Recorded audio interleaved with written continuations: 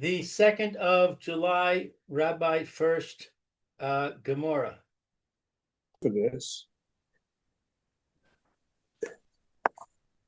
They're not concerned about it. The Inami, who ultimately was Hachi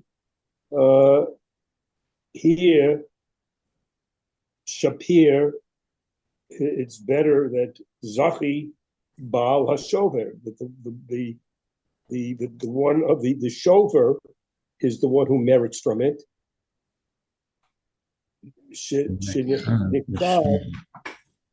Lishma, that was written in his name. It was written Lishma, for its sake. Bishma. There's a correction over here. Bishma. It was written in her name, I guess. That she was the one that was saying that she was paid. The wife was the one that was saying she was paid the ksuva.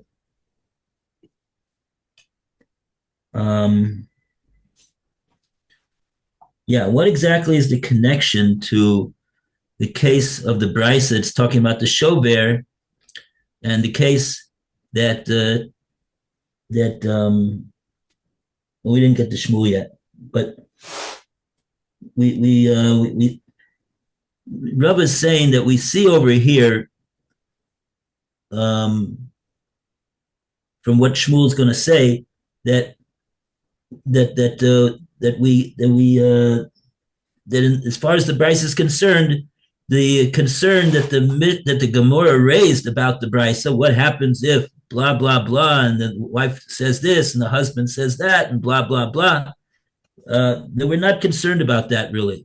We're not concerned about that happening, and so accordingly, what we do is if the wife says that she received the payment from the husband of the ksuva, so then the ksuva will direct the finder of the ksuva to give it back to the husband.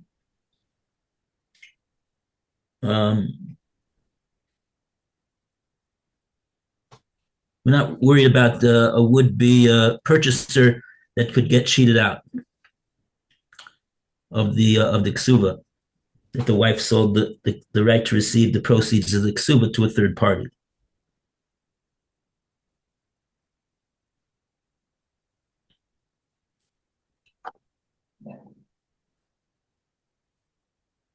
Now, can I get this straight, please?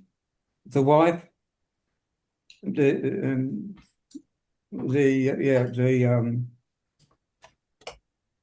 person, a person buys the ksuva, what from the wife, right? Right. And the husband dies, or doesn't even die. She can still. Oh, the husband's alive. Husband's alive, so she can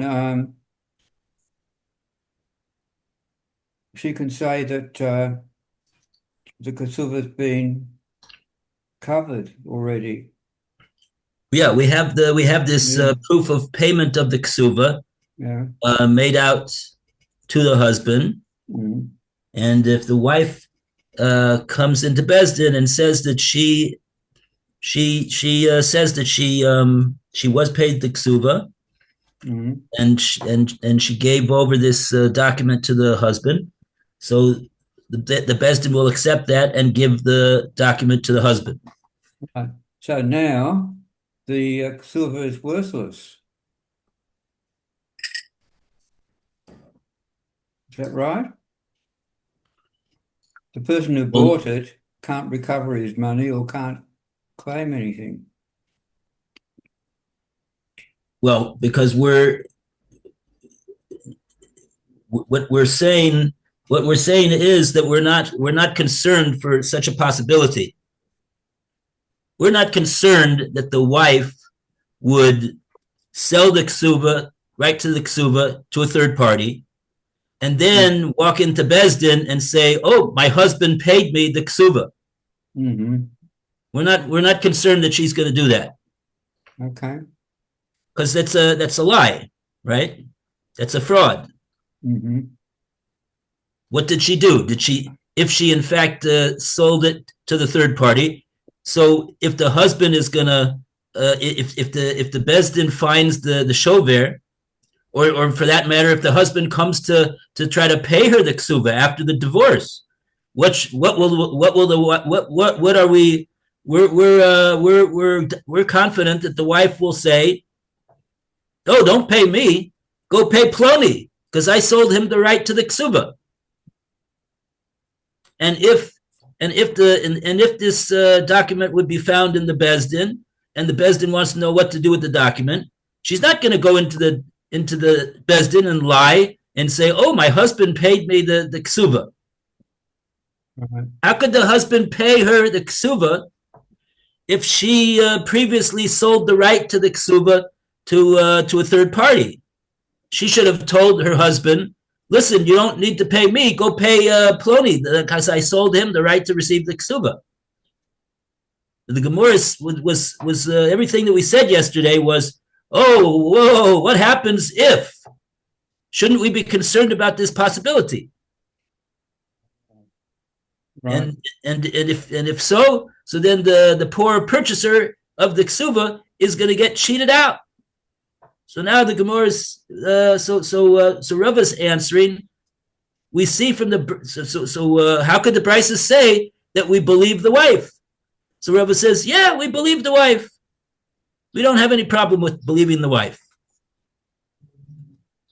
and we're not concerned that she's lying, and we don't have to worry about all this. That this concern that the Gemara raised. Right. And Rava has a proof that is so. Rava has a. I mean, that's what that's what we hear from the Brisa. That's what we hear from the Brisa. We're not concerned about such a thing, because we say that we do give it back to the husband if the wife says she got it from him, and that's what we got so far. And now we're going to go to the Rashi, which elucidates the statement of Shmuel.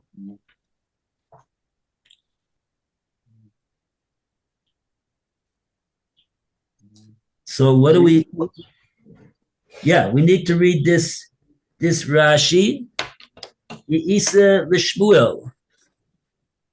Isa Lid to Shmuel. Shmuel. That it goes according to Shmuel.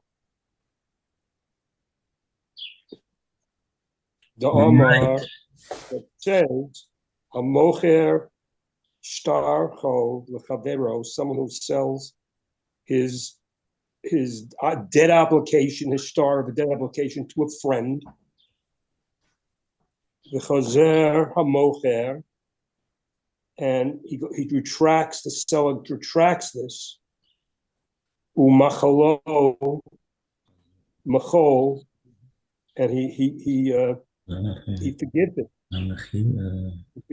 That's a double language there. Machalo Machol. He forgives his forgiveness. Who?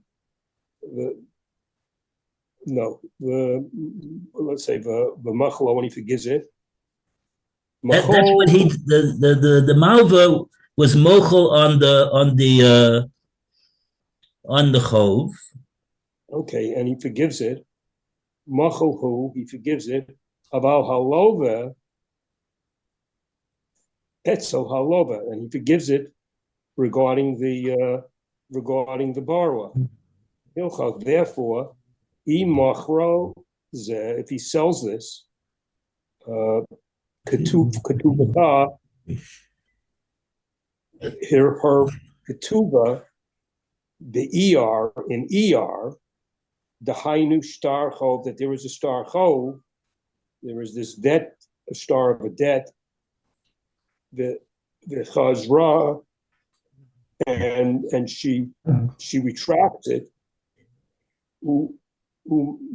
Machalta, and it's forgiven Labal to the husband. In Tishrei, Machol, the forgiveness, the Shapir, tarif Baal, and it's good, but it's a distract something to the Baal. Tarif, it's not good to the Baal. It's a problem for the Baal.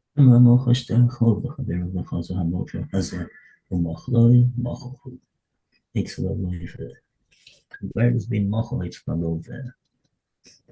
Lukach in mochro zu. Oh, I see. Okay. Okay, you got the case that we have over here. Shmuel's not talking about a ksuva between a husband and a wife, but he is talking about a different type of a monetary obligation. Ksuva is one type of a monetary obligation between two people, between a husband and a wife. The husband has to give the ksuva in the termination of the marriage. Just a second. Hi, Moshe Baruch. I'll call you back at 12:30, B'li Neder. Okay. Thanks for calling. Okay. So, and here Shmuel is talking about a different type of a monetary obligation. It's basically talking about there was somebody that Jew number one loaned money to Jew number two. So Jew number one is a malva, he's the lender, and Jew number two is the Levitt. So what happened? So that's comparable basically to a husband and a wife in the case of a ksuva. That's what a ksuva is. So what happened? Just like the wife sold her right to receive the proceeds of the ksuva to a third party, so too the malva, the lender, he also has a schus if he wants. He could elect to sell his right to receive the payback of the loan from the loive to a third party. So he's going to, in other words, sell his right to receive the proceeds of the loan to a third party. So we'll call him Jew number three, the purchaser. But then Shmuel talks about the case that Chozer HaMocher Hazeh Umachloi, the seller of this debt, he decides to excuse the obligation of payment, even after he sold the right to receive the payment. Shmuel says he still retains a right to excuse the obligation to pay back on the part of the borrower. So now the borrower, he doesn't have to pay back. That's what the Gemora said when it said machul.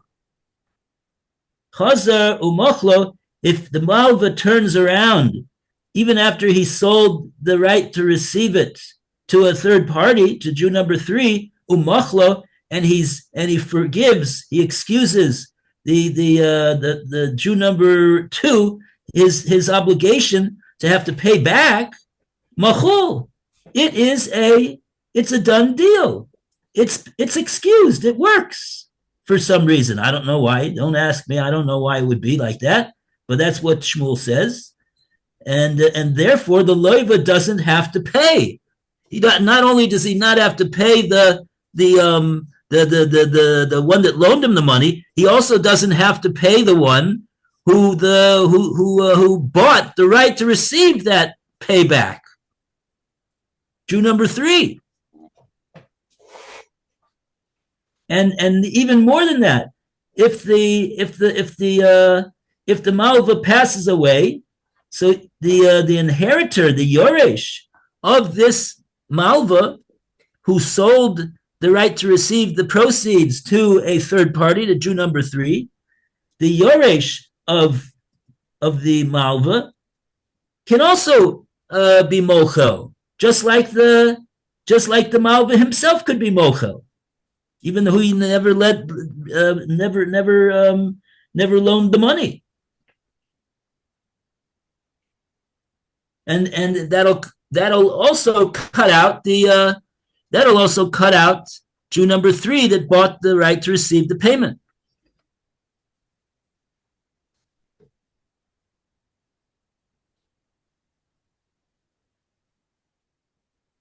Oh, so if that's so, then Rashi continued. Hilkachi machra zu ksuvasa be'iyar. So therefore, we go now back to the case of the brisa with the wife and her sale of her ksuva to a third party. If she sold the ksuva in ER, the hainu shtar chov, that basically is a shtar chov, an IOU. V'chazra umachlosa lebal b'tishrei, and then she turned around in Tishrei, and she was mochel her husband's obligation to pay it in Tishrei, machul, it's excused. V'shaper tarif baal, and that will allow the baal to be tarif against the purchaser of any property which would be on lien meshubed to pay off the ksuva. He could be machzik in that property against the one that purchased the right to receive the ksuva.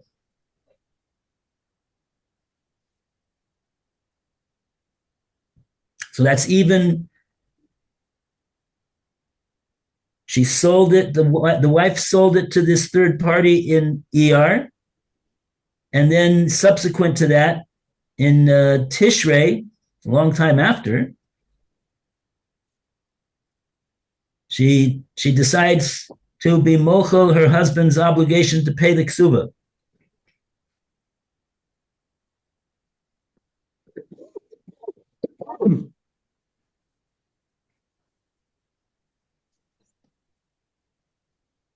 So what is Rava saying? Rava is saying if we see that Shmuel allows the lender to do such a thing to the third party, certainly the wife would be able to do such a thing to the one that she sold the ksuba to also.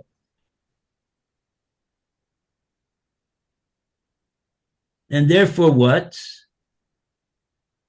And therefore the bottom line is that what does that mean for us?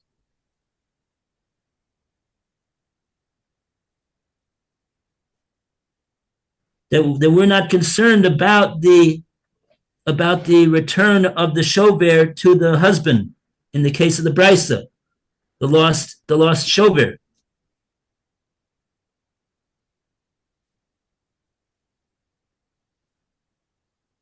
It's sort of a funny type of a proof, because we don't really understand why it is that the lender would be able to do such a thing. I don't understand why he could do such a thing. Doesn't sound right. Yeah, it's an easy question to ask over here, and it's legitimate. Legitimate. It's a legitimate question. We need to. What time is it?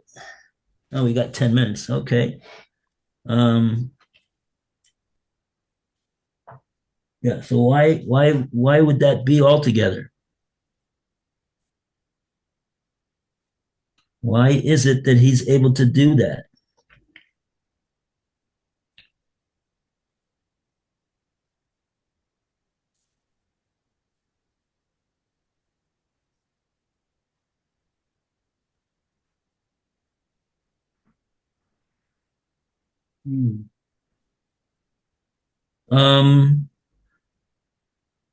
Yeah, the Rashi's not addressing this question over here.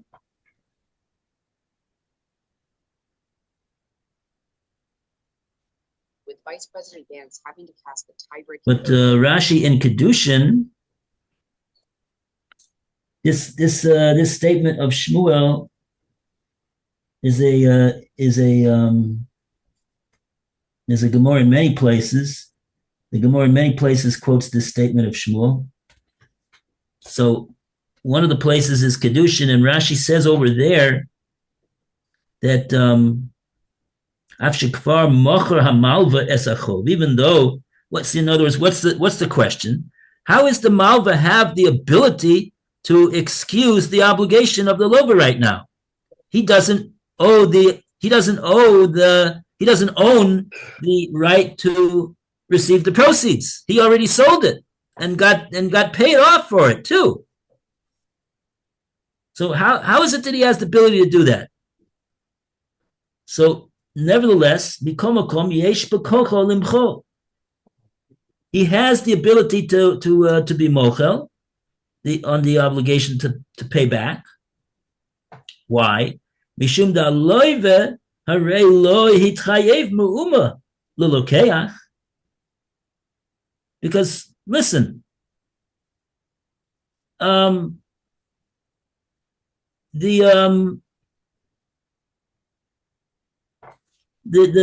borrower,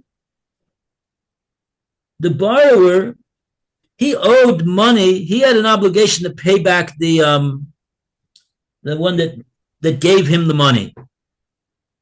He had the obligation to he had the obligation to pay back the one that loaned him the money, the malveh. Did he ever have any obligation to do anything for this third party? What obligation does he have to the third party, this lova, this borrower? Does he have any obligation to him? Nothing that we know of. Nothing. Who was the one who decided that he wants to? Who's the one that decided that he wants to transfer his right to receive the money to a third party? The lender. That was the lender's idea. And accordingly, the lender he sold his right to receive that obligation to the what's his name, to the third party. Now, if the malva doesn't ever mocho the obligation of the loiva to pay back, is the loiva obligated to pay back this third party? Yes. Yeah. A deal's a deal. Right? He made a deal. The malva sold his right to the third party, and now the loiva does have to pay, as long as the malva is not mochel. If the loiva wouldn't pay, so then the third party can go into Bezdin and summon the loiva to a din Torah and demand that the loiva pay him, even though the loiva never made any deal whatsoever with this guy. He doesn't even know who he is. But that's the koach of the malva, of the one that lent the money. He could transfer the obligation, the right to receive the proceeds to another person, and the loiva is bound by that. But now that the malva has sold that right, so we're saying he's got a right to be mochel the obligation of the loiva.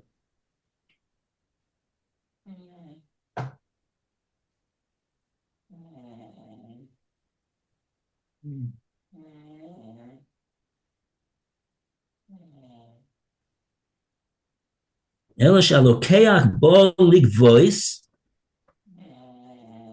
es achoiv mimenu mikocho shel malva. So in other words, Now the purchaser, he's coming with the what gives him the right to receive, what right does he have to receive payment from the loiva, that the loiva never agreed to give him anything? His whole right to receive anything comes from the one that sold him, the malva. He sold him that right.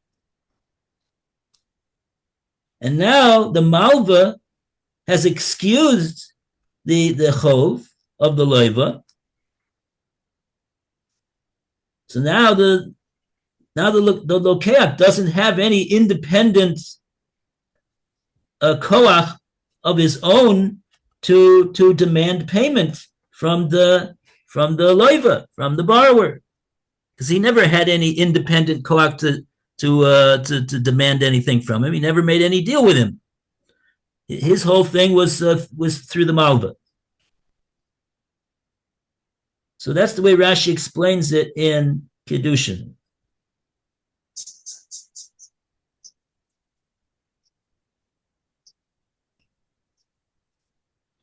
And the Rashbam, it's one of Rashi's Eneklach. The Rashbam explains in a different Gemora, Bava Basra. He explains further that a malva loy mochar lekoina ela es haskuyos shiavo liado machmas chov zeh eina kona yochol legvosam ela mikocho shel hamalva kevin shashibud shel haloive nishar klape hamalva bilvad. Okay,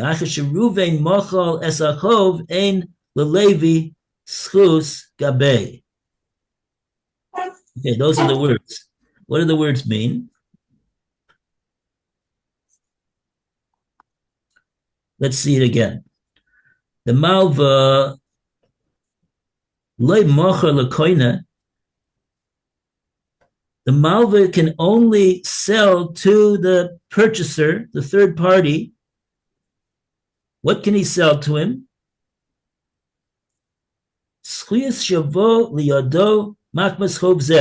can only sell him what he himself has the ability to receive. He has the ability to receive the proceeds of the loan, the proceeds, the payment, the repayment. He has the right to receive the repayment of the loan as long as the loan is intact. Like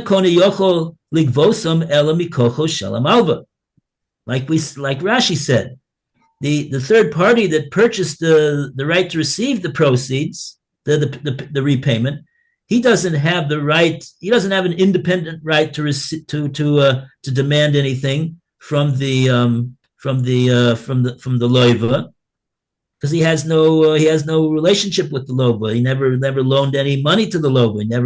The loiva never agreed to pay him anything for anything. But his whole koach is coming from the malva that sold him that right that he has. Umikeven shashibud shel haloiva nishar klape hamalva bilvad. That the lien of the obligation that the loiva has, so therefore it's nishar klape hamalva. It only remains to the malva. His whole obligation is only towards the malva.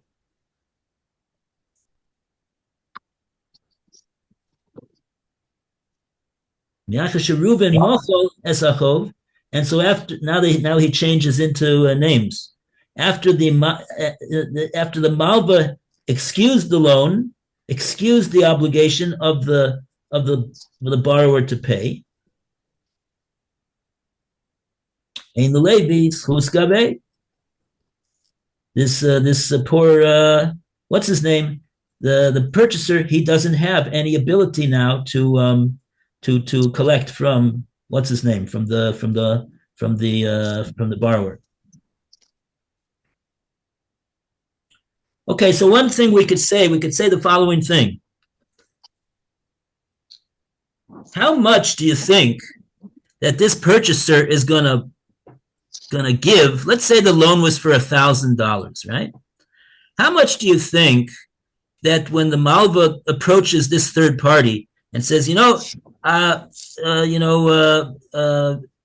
Loiva, he owes me $1,000. It's due next month. Would you like to purchase the right to receive the proceeds to that money? Okay. How much do you think that this purchaser, would-be purchaser, how much do you think that he'd be willing to pay for the right to receive that payback? Especially if he knows that he's got no relationship with the borrower, and that the one that does have a relationship with the borrower, the one that loaned him the money, he could excuse that obligation even after he sold the purchaser the right to receive the payback. How much do you think he's going to pay for it? The answer is he's not going to be prepared to pay too very much for it. It's sort of like going to Las Vegas. So what you're really bothered by is, it's not fair to the loiva. It's his choice, if he knows. So just like the loiva, if he wants, he could go to Las Vegas and plunk down $1,000 and lose it. So too, he could plunk down $1,000 over here to the Malva and hope that he's not gonna give 1,000. He could plunk down $200 and hope that that he's able to get the loan repayment paid to him. To hope that the Malva doesn't double cross him, right? So that's what it is. The real question that we have really is in the lumdus, in the mechanics. We don't understand how it is that the Malva has the ability to be mochel on the chov altogether after he sold it to the third party. He would seem to be out of the picture altogether. But we see over here, according to Shmuel, that he's not out of the picture. He's the one that originally loaned the money, and he's the one that the borrower still has a relationship with, and his whole obligation was to him. So even after the Malva sells it, he still has the ability, because he still has this relationship with the loiva, that if he wants, he could excuse the loan, just like any Malva can excuse the loan of the repayment of the loan to the loiva. Okay, I guess that's out of time. Yeah, we're out of time. Okay. Well, thank you. Everybody have a great day. Thank you, you too, Rabbi. Cheers, toy boys. See you guys. Anybody have any grandchildren they want to show on the Zoom? No? Okay, I don't have any either over here. Okay.